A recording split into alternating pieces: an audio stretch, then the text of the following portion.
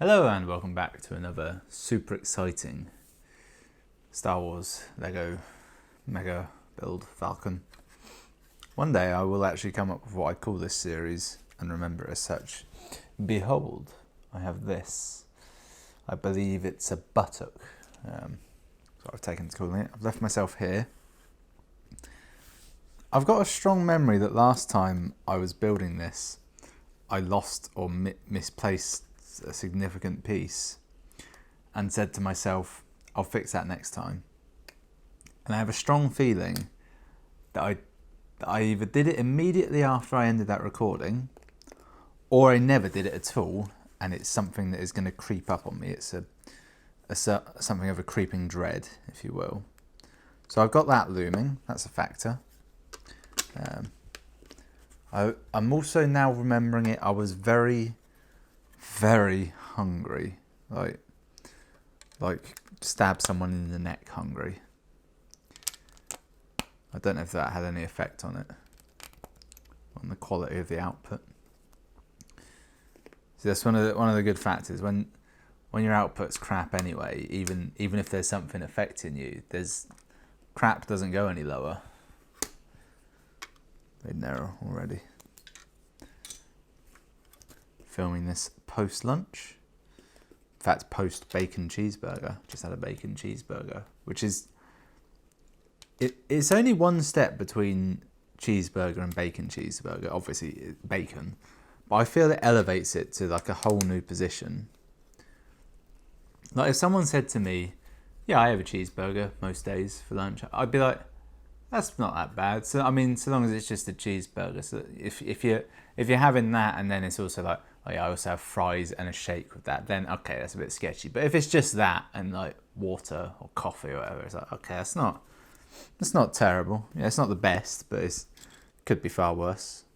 But if you say I have a bacon cheeseburger every day, that sounds appalling, doesn't it? Just there's that additional step of bacon. However, I wouldn't even attempt to question like having bacon every day. That's probably my life as it is.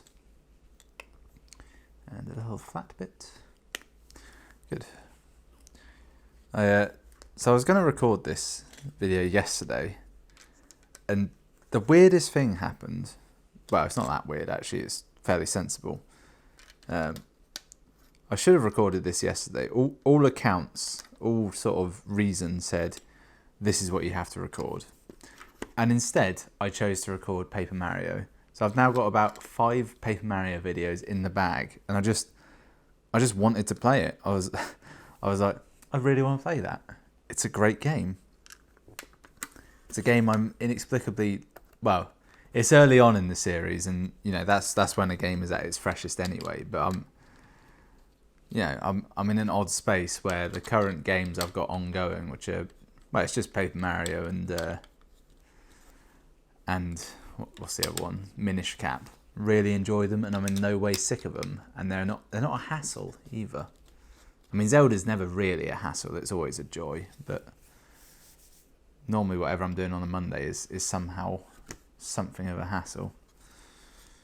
Okay, that built that nicely. And even the mini series I've got coming up on a Wednesday, that's greatly enjoyed that. It's in Tacoma, which is a great game, as it turns out. I'd be happy to play more of that. Wouldn't be sad to play less of it though, so that's where I'll leave it. So I need a little bit of pipe. Kind of a tea bar.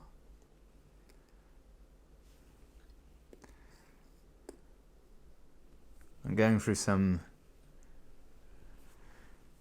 weird phase at the minute where there's been absolutely no films on at the cinema that I want to see, and it's weird. My free time normally is if I've got free time during the day, I make videos.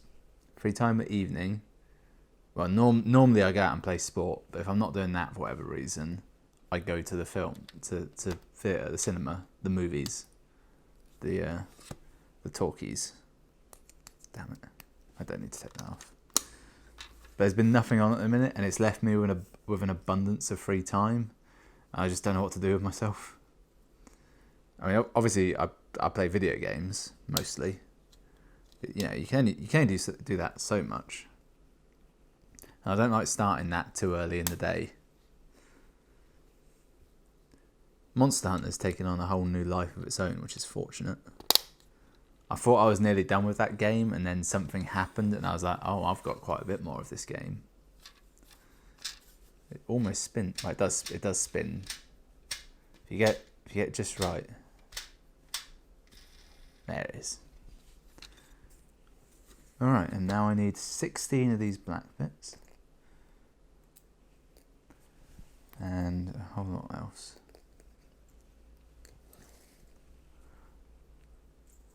We're now in September, and in my mind, August is the exact centre of the year. Even though it's not, it's the 8th month, so it's well past halfway. But it feels like halfway through the year because my birthday's in August, and I always think you've got Christmas and your birthday halfway. That's how I split my year up.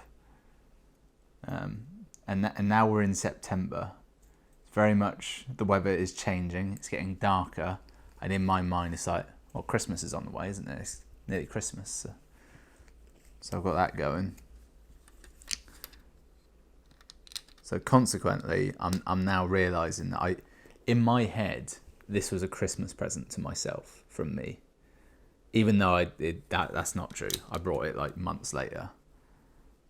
But it makes me feel like I've been building this for years now. Which again, it's not true. But it kind of feels that way. Right, I've started putting those on, and that's in error because I still need a few more pieces. And I'm pretty sure I'm putting them in the wrong place.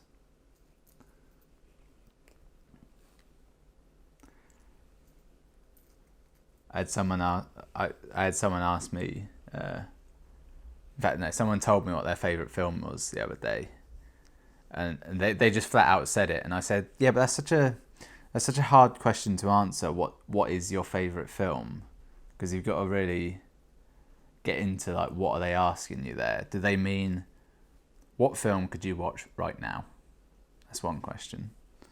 What film could you watch? What film if you're flipping through the channels on TV and it's on, will you always watch to the end? Which is a whole different thing. Like there are some films that you'll really like. You'll see them on. But you won't watch them because you'll be like, I kind of want to watch that from the start. And then you might not. And then there are some films that you love them, you think they're really good, they really had a profound impact on you, but you would never want to watch them again. For example, 2001 Space Odyssey. I saw that for the first time ever, not that long ago. I spoke about it at length when I saw it. Saw it at the cinema, which was a big factor. And it had a great effect on me. I really enjoyed it. Thought it was a brilliant film. Never want to see it again. I think the only way I could watch that again is if there was another screening at a cinema, but it was like a step further, like at an IMAX or something. I don't know, some weird involved affair. Where does the teapot go? Back here. So that could easily be in one of my top 10 films list, but never would it be in a list of I could watch it right now or I would watch it whenever it's on.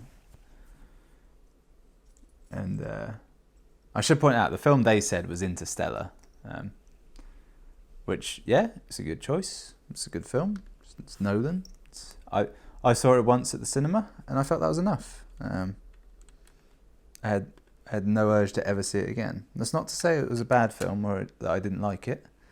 It's just where I was with it. Once was enough. Weirdly, it's actually a film very similar to 2001 in many respects. In fact, in a lot of respects. Feels like it could almost be a reimagining in some senses. Some little curves.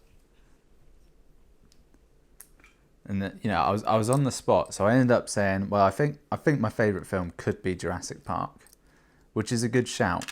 I really enjoy it. It's a great film. However, I feel part of why I love that so much is because I love the first one, but then I'd also want to watch the others, particularly the second one, Lost World. I really like Lost World. It's got some of the worst stuff in the series in it, but also some of the best stuff. That's the trouble. That's the trouble you have. I like bits of all of them. Yeah, I'll run the whole lot.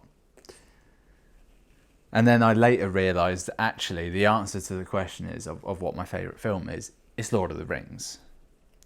Which, I mean, most people when they ask you that question will accept you saying Lord of the Rings, but the whole trilogy, not any one film, obviously. Because obviously the best Lord of the Rings film is Return of the King. If you watch all three of them, it's clearly Return of the King. However, you probably have the fondest memories of the Two Towers. Yeah, Two Towers, not Twin Towers. Never forget. Might actually be September 12th. I'm recording this.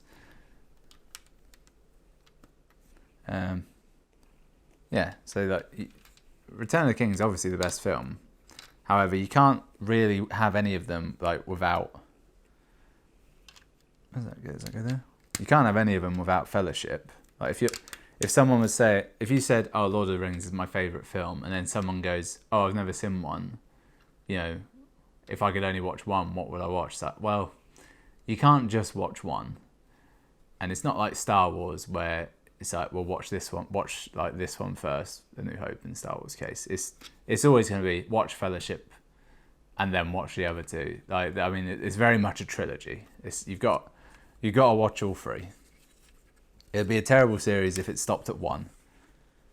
Yeah, it would be. In fact, I specifically remember thinking that watching the first one, that it felt really weird when it ended because it ends at such an odd point. It's like Sean Bean dies, the hobbits get kidnapped, the ring bearers nearly drown.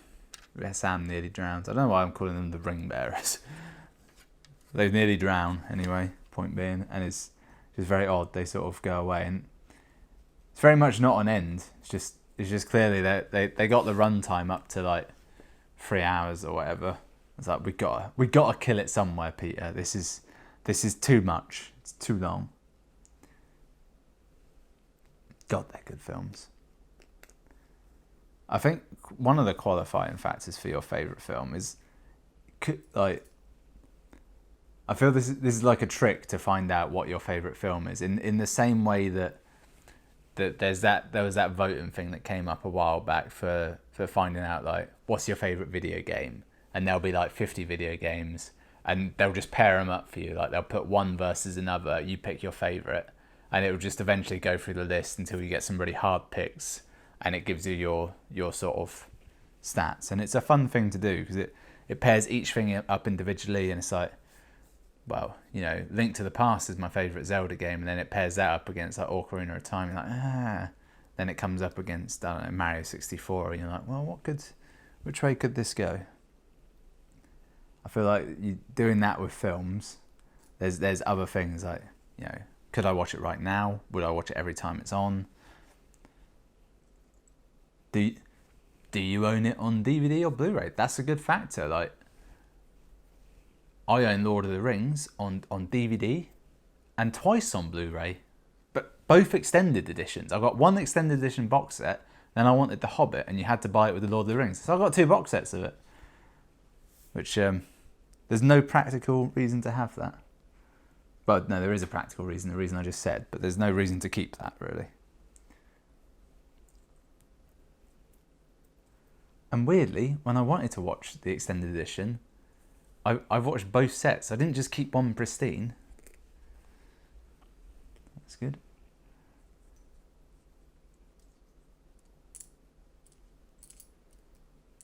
I'm very hopeful for this Amazon Lord of the Rings TV series to be good. I don't want. Well, the trouble is, like, currently the only setup for more Lord of the Rings would be some weird adaptation of what's it called, the Silmarillion or something in that. Which, to be honest, probably wouldn't be too bad. They could make something of that, I'm sure. Oh. Or maybe something along the lines of like Middle Earth, Shadow of Mordor. I enjoyed it. It was a good story, but it's like it's nothing when compared to Lord of the Rings. In the same way that Ents cave trolls, when compared to Ents, as nothing, a mere shadow of what they should be. This thing I'm making is very complicated. There's lots of bits in weird places. Title of my sex tape, bits in weird places. Okay, and then put that on there and cap it off with that. That's good. And then build another one.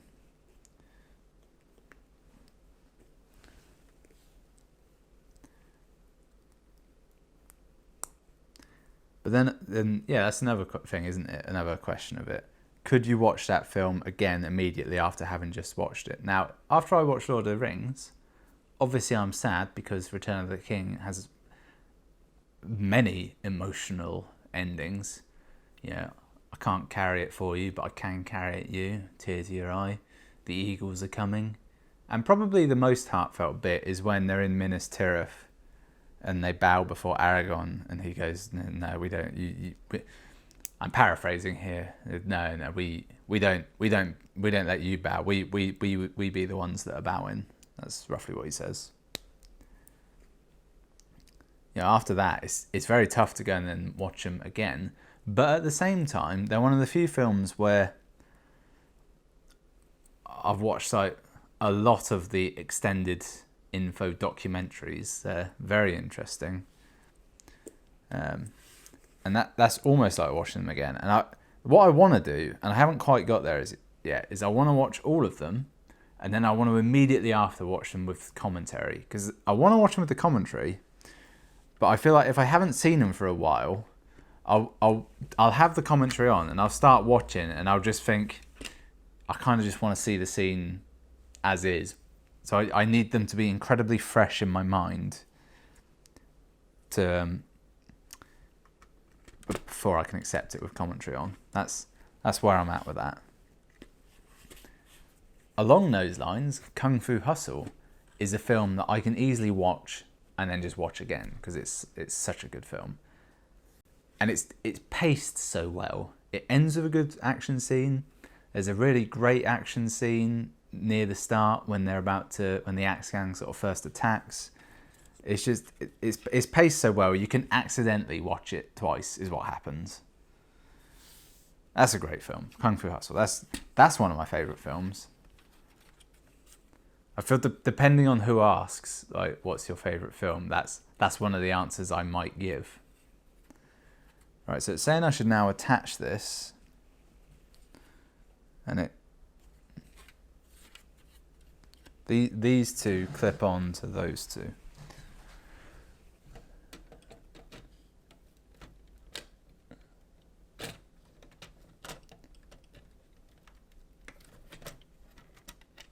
In theory. Okay.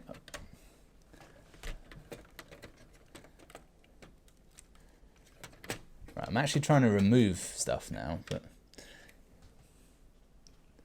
I definitely knocked something and I heard a rattling. You know what? That's fine. It's not fully slotted on there, but it's good enough. Now this is very exciting because this is now step number 1000. The 1000th step of this book. Can you imagine it? Now it's really exciting, right? Step number 1000. They haven't planned this out at all, right? You take this bit, this grey panel. All right, you take this red bit. You ready for this? Boom. Step 1000 is just that. Literally, you don't even clip them together. You place them next to each other, and that's the step done. The actual step 1000 should be this one, where you put the damn things on it, but that's fine. Ah, shit. Okay. That's a definite. That's a hump. That is, we're over a certain hump now. Since it only goes up to like, let's say 1400. That's a significant portion down, which is clear by the fact that a significant amount of Millennium Falcon is here. Although it doesn't really look anywhere near done because it's these bits that are sort of crucial, aren't they? What do we need? This big section. And this goes on over this side. I genuinely feel like nothing has happened to me at all since I recorded the last one of these, and there's a certain truth to that, because I've mostly been off work, mostly, not entirely, but a good amount, and I just haven't really done anything. I haven't watched any movies. I haven't played many games other than two things. I've been playing Monster Hunter and Okami, which I'm pretty sure was a factor last time. I'm playing them. I'm really enjoying them. They're very enjoyable. There's not much more to say. The main thing I have been doing though is recording just a shitload of videos, like to the point where my entire month of September is done, and I'm almost halfway through October, which means to a certain extent the quality of output may increase. Probably won't. Probably just end up taking some much needed time off here and there. Right, have I got this right? This is oddly hard to build because I didn't bother to pick up any of the pieces beforehand, so I'm just sort of winging it, which is risky. And then that bit like that. So, yep.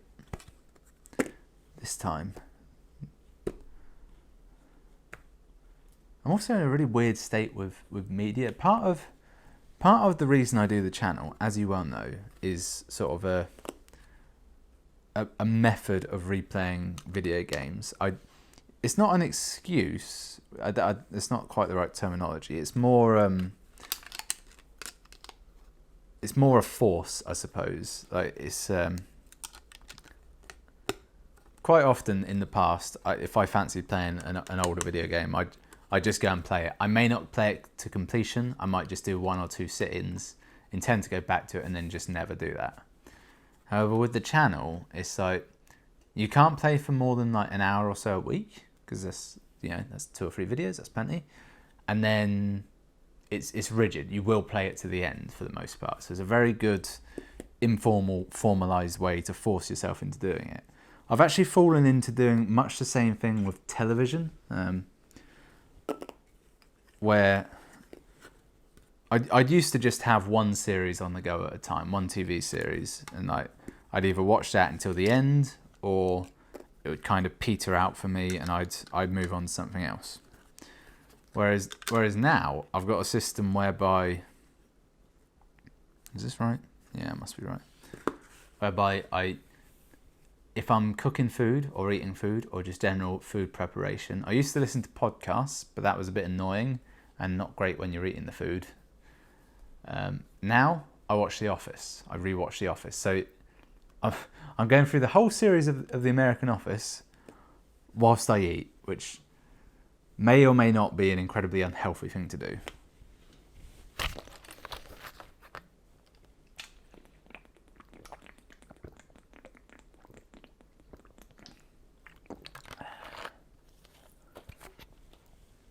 That's nice.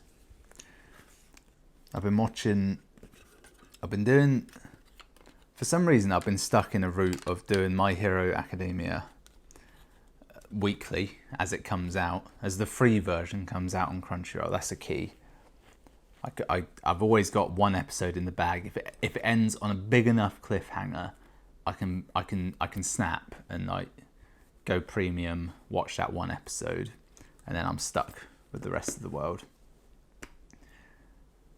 I'm very tempted to watch that whole series again, but I also don't want to do it because there aren't that many episodes, and I feel I'd go through them and it'd be like, well, that killed a week, and now I'm even more sick of it.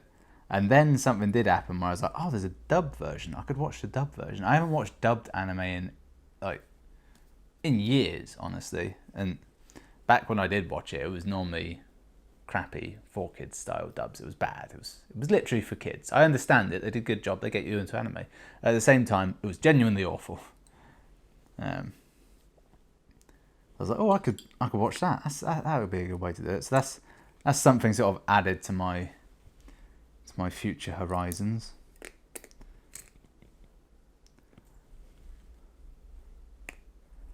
I've got my mum into watching 30 Rock. So every now and again I watch bits and pieces of 30 Rock, and I remember, yeah, that was a good series. 30 Rock, that was good. I think 30 Rock was one of those shows where, annoyingly, it started good. That's not annoying, that's fine. It started good, then it got better, but then like the last, I want to say 1 or 2 seasons was weaker, and like, which is annoying because it means when you're rewatching it, that's when it loses steam. But maybe that's just me. It's also a really good show to watch whilst playing games. Oh shit! This fell in the ring binding. How has that never happened? I think this is the wrong colour. It is. I nearly put the wrong colour stud in. I nearly put a dark grey stud, and it should have been a light grey. Boy, would my face have been red. I'd have been kicked out of the casual Lego Builders Society. Because I presume there is a non-casual Lego building society for people who don't just build kits, but like, you know, have an imagination and can do more.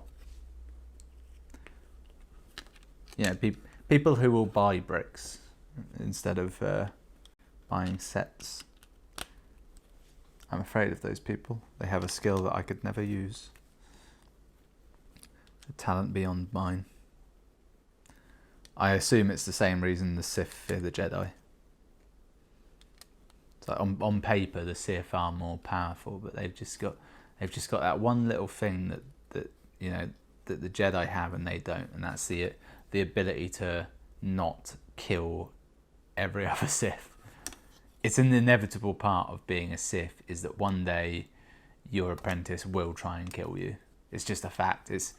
And you know it because you killed your master. It's just part of it. It's inherent in the teachings. Some would question how the teachings have stuck around so long, given that you are never going to pass it on.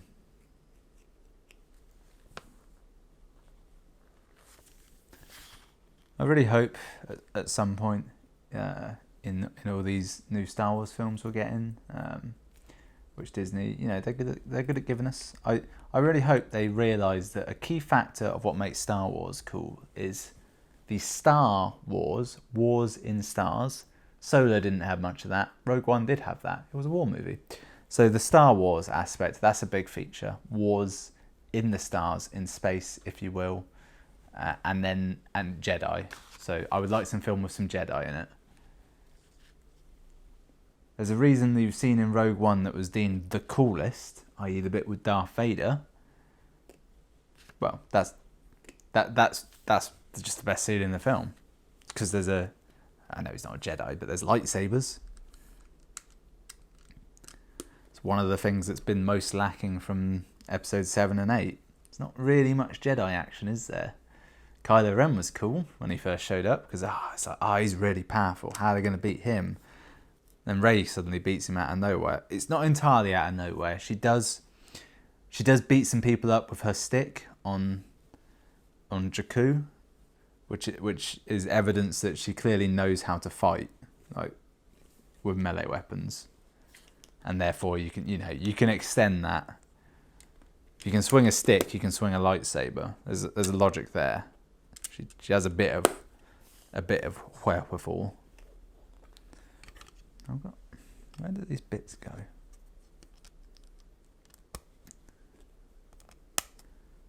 But you know, give me some good old Jedi action. Fuck it, just give me a Darth Vader film. Actually, I'd take a Darth Vader film by Tarantino as well. Let Tarantino do a Darth Vader film. God knows what that would be. It would be nuts.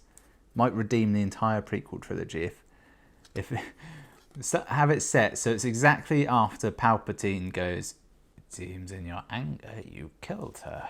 That's not his voice. He goes, "No," And then just have him go off and brutalize the galaxy for a bit. Make him the bad guy again. That's what you need to do.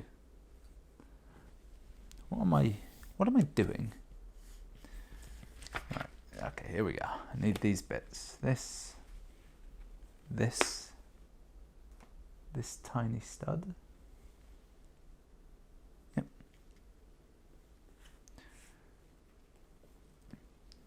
That bit. A 6 wide, yep. A single grey vent. This is the most random collection of pieces yet. Some of them seem to be structural, some of them decorative. A couple clips. And a little grey. Is that it? I think that's it. Oh god, where did these go?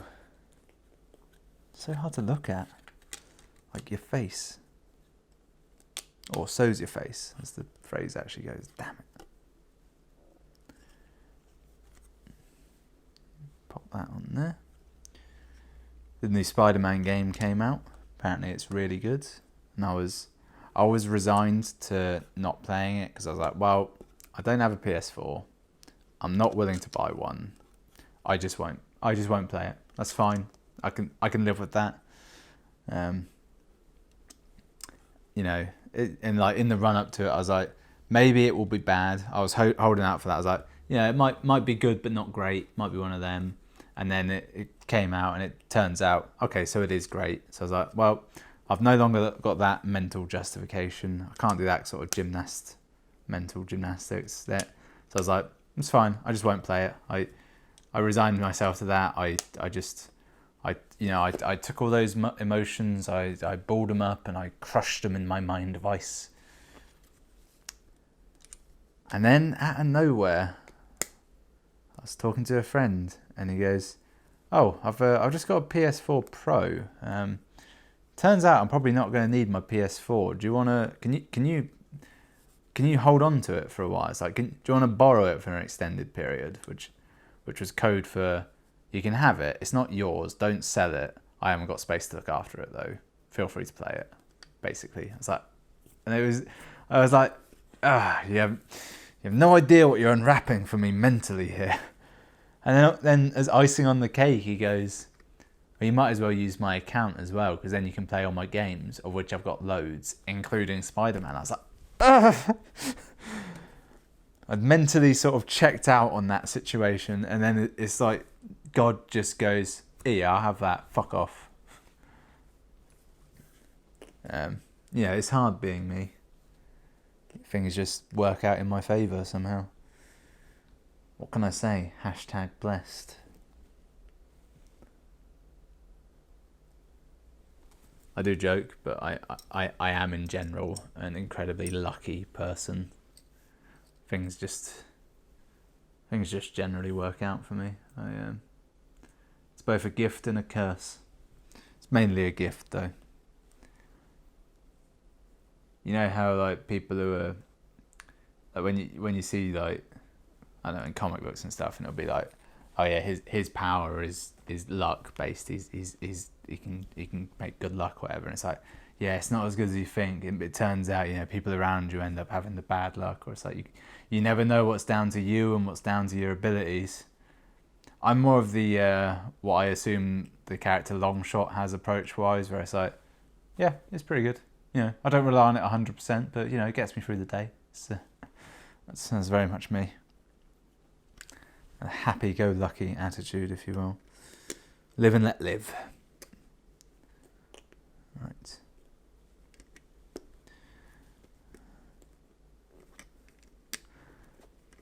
It's also one of the reasons why I can't really be trusted with anything, so I don't really worry about anything, so it's not, you know, I'm reliable, but at the same time, you know, in a pinch, I'm very much non-fussed. It's a dangerous personality type. Probably good for running an ice cream parlour, something like that.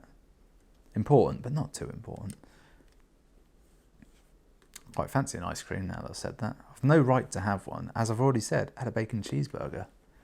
And I just ate a Kit Kat Chunky as well. From the fridge, no less. Kit Kat Chunkies have got the benefit of being chocolatey, and the texture is very enjoyable to eat without being unpleasant afterwards. A Mars bar is nice, but it's very heavy and it can gum you up. You need like a shot of milk to wash it down with. And I don't mean a shot glass sized amount of milk. I mean like, you know, like you just need to shoot back some milk. I think that's the thing about shots. The shot, it's not the amount, it's just the fact that you drink it like that, like one shot. A shot could be huge, so long as you can knock it back in one. It's down to your ability. A shot glass might be too big of a shot for some people. That's fine, you might have a small throat. Or something along those lines. I need 9 of these? That explains why I've got so many.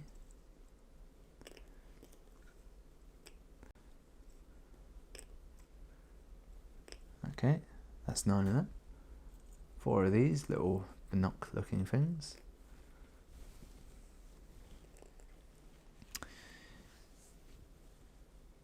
You know, when I was younger, I thought, you know, binoculars would play a much larger part in my life. I feel knowledge of how binoculars work, and, you know, you look from one way, they make stuff big, through the other, they make stuff small. I thought that would come up more often. It hasn't as yet. Magnets as well. Knowledge of magnets doesn't seem to be useful. I don't, you know, I feel when you're younger, you would gain a certain amount of experience working with small magnets, and now I'm older, that I've never really utilised that knowledge, those capabilities. It's never come up, weirdly. Wasps are still an issue though. Wasp-based safety has never been a higher priority. Okay, so put that on there.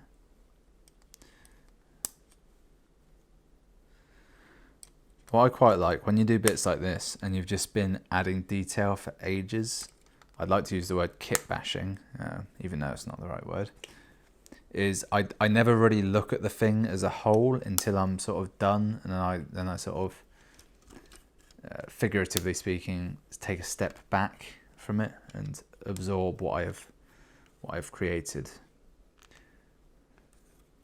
And it's yeah, there's a lot going on there. Obviously you can't see any of it, but it's I've never been fully happy with this camera angle. I should really come up with a multi-camera setup, but I'm too lazy. And I don't have a second camera of a similar quality to make it work well. I like the shoddiness and low production value of it as well.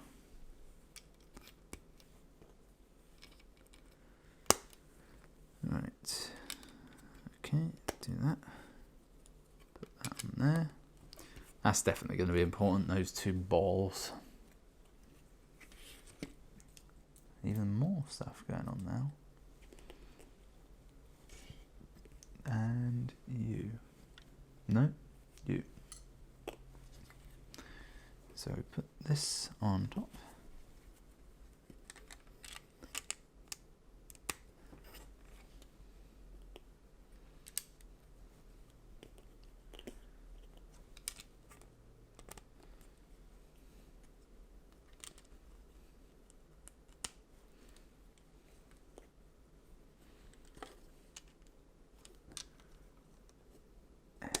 There, nice. Stick that there.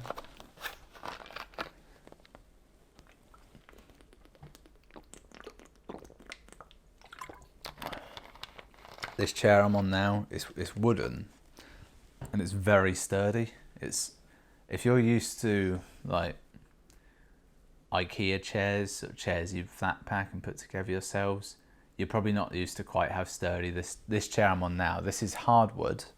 It was in a church. It's basically, they built this chair and they fully expected it to last at least 100 years. Like when they put the chair together, they said, yeah, 100 years at least.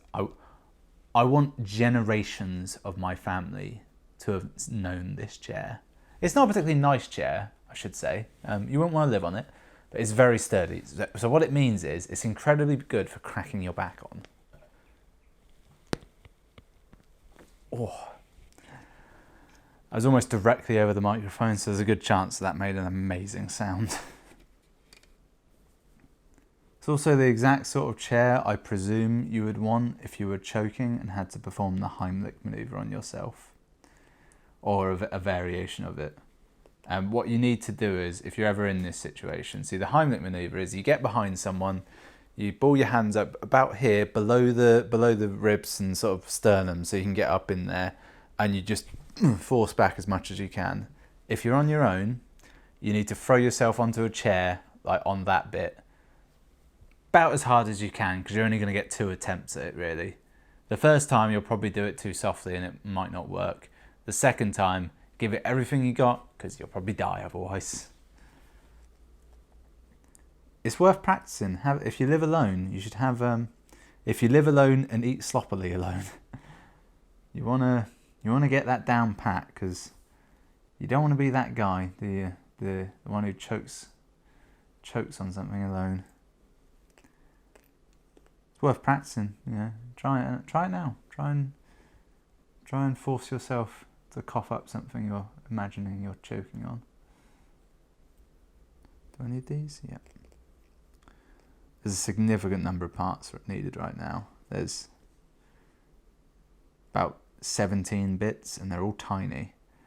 So I'm very cautiously marking them all out. Well, they're all in a step-by-step construction phase, so I shouldn't actually be able to cock it up. But you'd be surprised how often I can beat those odds. Okay, alright. Now step 1 is just to put this thing on. Good. I've piled up all the pieces I need. I've put them on top of the instructions, which was a bold move. A real step towards innovation, I would say.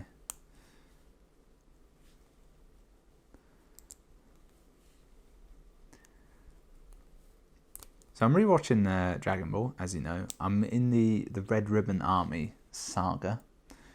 I feel saga's an odd term for it because Dragon Ball moves pretty quickly early on. Like it starts with him and Bulma just finding the Dragon Balls, sort of going against Emperor Pilaf a bit, but not really. They barely even acknowledge him, but he hates them. Right, I put this in the wrong place. Like, all that happens in the first 10 episodes. They summon the dragon in like episode 10 or something. And they go back, they meet Master Roshi. But it's Red Ribbon Army at the minute. And it's hilarious because Goku's been like fighting them and kicking their ass at every turn. And they're fully aware of him. They're like, who is this guy? Where's he getting his backing from? He's got the Dragon Radar, which is this big. Theirs takes up like a whole room. And his will get you like this far from the Dragon Ball. Theirs will get you like, well, it's on this continent, good luck. And they're like, who is he? How is he so well equipped? How does he beat us every turn? And he's just some monkey kid. And he keeps getting naked. He loves getting his cock and or balls out. And he is a young child. It feels wrong seeing it. It's odd. It's slightly uncomfortable. Except for the time that someone was trying to steal his Dragon Balls, and she was like, "Oh yeah, I sense you've got some balls you're carrying with you of great value." And he's like, "What?" And then he gets them out, because that's what Goku does. Gets naked. I'm currently at the bit where I think the Red Ribbon Army finally like hire someone who can actually do anything against him. I think that's what's coming. It's hard to tell because basically I can watch one episode a night or 1.5 episodes and it just knocks me out and I lose like 8 hours of my life, to sleep, obviously. And then what happens is I start up again the next day, don't know where I've got, so I scrub through. I watch about the half of an episode, the last half, then I start the first half of another episode. I do that with a lot of TV shows actually, where it seems to be the most comfortable way for me is to watch the last half of an episode, then about the first half, fall asleep, and then rinse and repeat every night. Oh, this bit's done. Is it? Doesn't really feel big enough, but it says it's done. How does it lock in then? Doesn't actually say, but it goes like this. I bet there's must be some ball joints. Yeah, there is.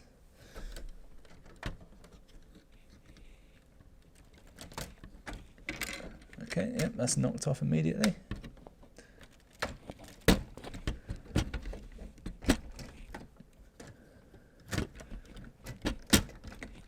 Alright, yep, that's okay. It's all very loose back there. I think what I need to do is get that all together, take it all off, fit it together, and then put it on. Because it's actually not held on by all that much. Right, we're on the home stretch. How's time? No idea. Literally no idea why I looked at that. I didn't take a register of when I started, so that helped me nothing.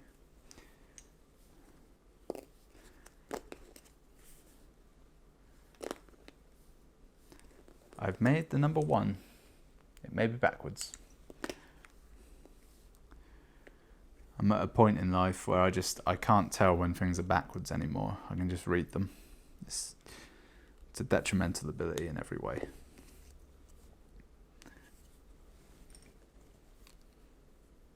It's number 1 now. It actually is.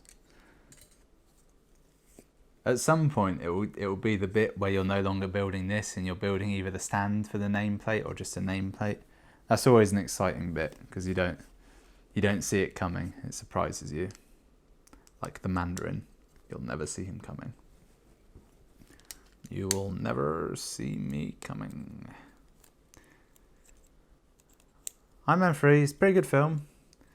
One of the major aspects though is that very much felt like it was setting up for a sequel that it never actually got, like with the Mandarin, and in fact the world in general. Like the vice president of the United States was like working with terrorists, and he kidnapped the president, and then you never get anything really out of that.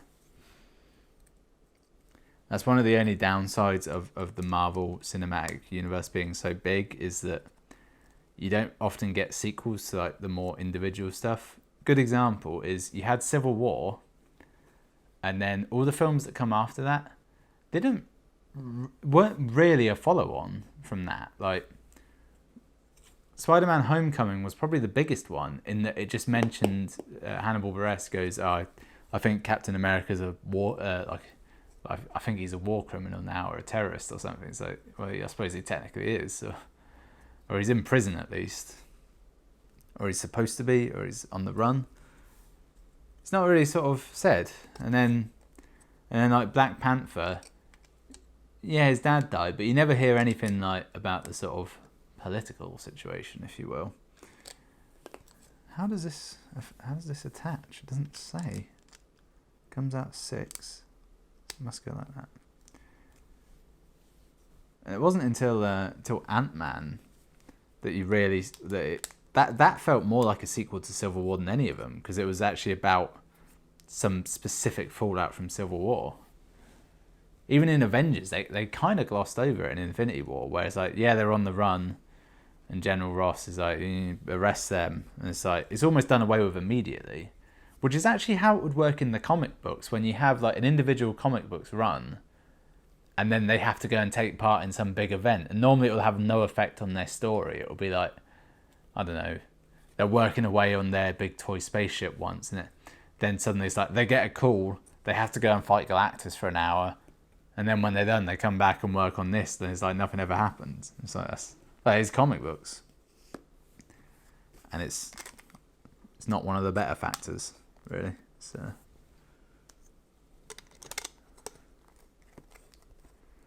yeah, made an off the rhombus, I believe that is.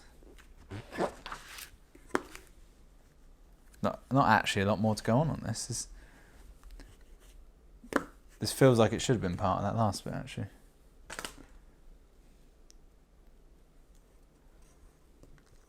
They've released new, was it new shots or something? There was something from Captain Marvel, which I didn't need. Yeah, I'm going to see Captain Marvel. Who isn't? People are desperate for a taste of what the hell is going to happen after Infinity War, aren't they? Maybe everyone's dead. I hope they go nuts with it and use it as a way to introduce the X-Men somehow, or the Fantastic Four, or just total reboot on the universe. You know, go nuts with it. Fuck it, make Iron Fist Sorcerer Supreme. Why not? Oh god, I've just remembered there's a new season of Iron Fist, isn't there? Iron Fist season 2. As surprisingly enough, it's questionable why they bothered after the first one was so terrible. And for some reason, I think there's a Luke Cage season 2 as well, but I've not heard anything about that. I remember hearing people's like the reviewers get like early numbers for it, and they just sort of, it was like, well, it's still under embargo, so we can't say much. But that was months ago, so I'm guessing it must have just come out. Trouble is, I don't have Netflix, and it's sort of like, it's only available on Netflix. If you have Netflix, you'd know about it. If you don't, it doesn't really matter to you, so it doesn't come up. I'm building this. I'm looking at two different pictures. I look at one, I go back, put a piece on, then I look at a different one that's further ahead. So I'm gonna get myself right messed up if I'm not careful there.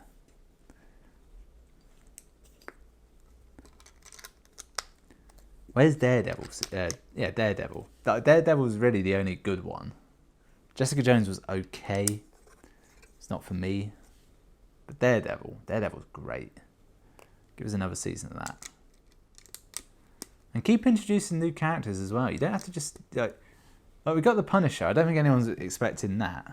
And then now we're getting season 2s of everything else, or at least go like the Marvel route, where instead of being like a one-off, a one-person film, the sequels are like two people. Like Captain America was Captain America and Black Widow. But give us team-ups. Team-ups are more fun. I'm not bothered about a Luke Cage season 2 or an Iron Fist season 2. I would love a Heroes for Hire season though, or just them two in general. They've got good chemistry because they've got nothing in common. He's rich, white, and from the ancient city of Kunlun somehow, and he's from Harlem and black and cool.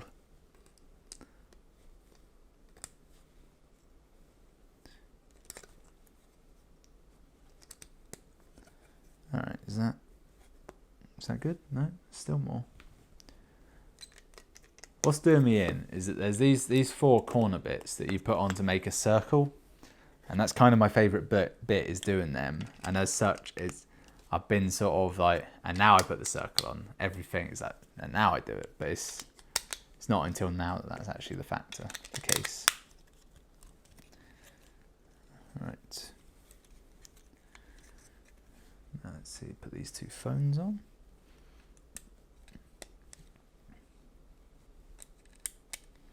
Yep. These little dark grey bits, not light grey. Wouldn't make that mistake again. If I've got this timed right, this is going to end just before I open the new bag, isn't it? Or I forgot to set an action alarm and I've been going on for like 5 hours. Either is possible, knowing me. I have almost no sense of time.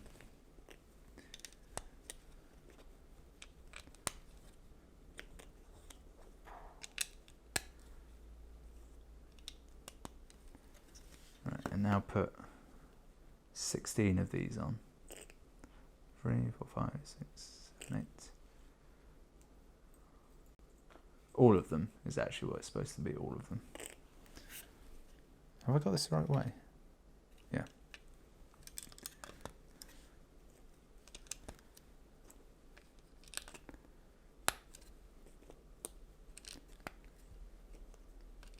think there must be a new X-Men film coming out, isn't there? Is it? I'm confused. I feel like there were 2 coming out this year still. I thought there was a New Mutants film and like a Dark Phoenix film. But we're getting pretty late in the year and I've not heard anything of either. Maybe I've got that wrong and it's only New Mutants this year. What's weird is I've only heard stuff about the Dark Phoenix film, like news and that. And the only reason I know New Mutants is because at the cinema I go to, they do this thing saying, why not become a loyalty member of the cinema and you'll get to see all these films. And it'll just be like a list of like 10 or 20 big upcoming films, but they'll always flash it by real quick, so you can't actually quite see them.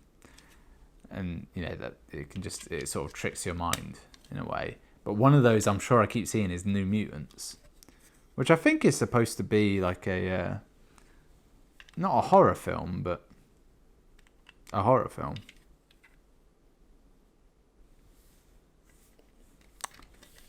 I put this in the wrong place somehow. Oh god, it's stuck under a layer. Get out of there, you bastard. Alright, I think all is well. I'll just stick that in. It's spaced. Ah, shit. Bollocks. This is... Alright. I think we're good. Yeah, we're fine. Got out of it. It's alright. No one will know any better. And then this pipe goes here. I think we're done. Yep, it's a new bag next time. There's a fair few bits left over. I'd only say 2 of them are big enough to worry about. 3 of them are big enough to worry about. Do I think it could be this section? That's a good question. Is this right? Okay. Just having a quick once over. Does it look roughly right? It does. I'll have to assume I'm infallible. That's the only method. This has no linking bits. I know it goes in... That was my water bottle. I know it goes in this space. I think it just sits in there. I think genuinely a lot of that back section is not supposed to slot together well. It's supposed to be kind of janky, which does fit in well with the ship. Right, let's see, how is time going? According to this, I've got a few minutes left, which I will prepare for next time. I require 2 of these. This is nearly empty now, this bag. There's only 1 stick left, which part of me thinks is a spare, and the top canopy for the Falcon, by which I mean the bottom canopy. Bag 14. I'll open this now.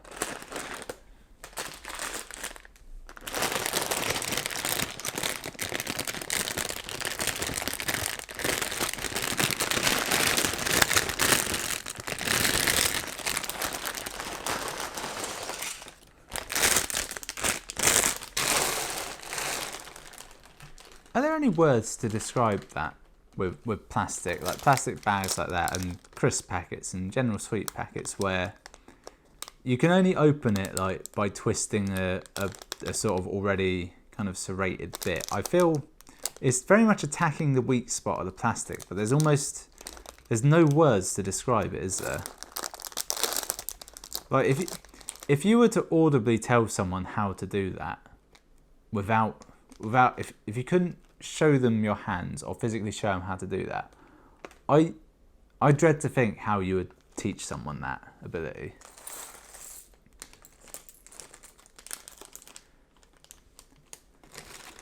It's all about the twist.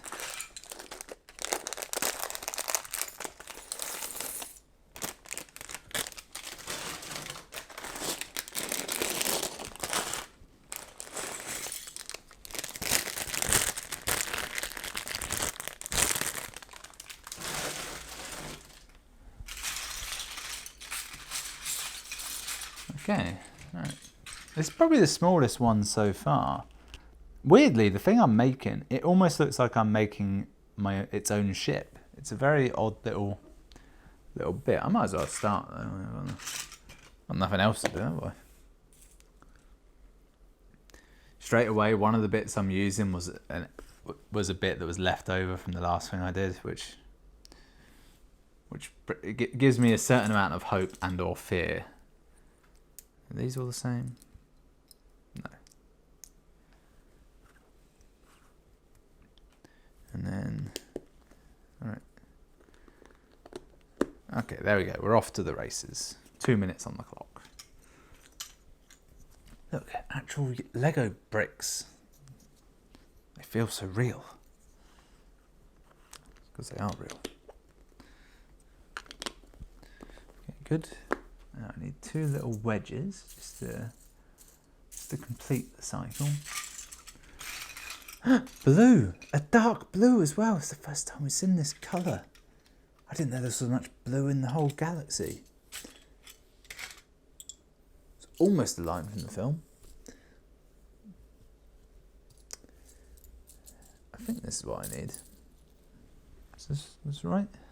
Is this right? Right? Is it all right? Yeah, that is right. Okay, get that on there. Good. Couple of these. Even more Lego bricks. That's it for all the Lego bricks as well. Don't think that's the new thing now where we get to put like, you know, classic style bricks on things.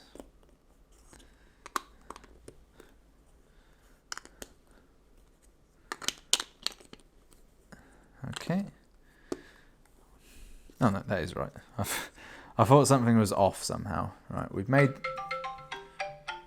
Well, good timing. We made this very satisfying, dense little thing. And we set that aside. The next step involves all these nonsenses, so I can just leave it. Maybe I'll put an X over it. Step...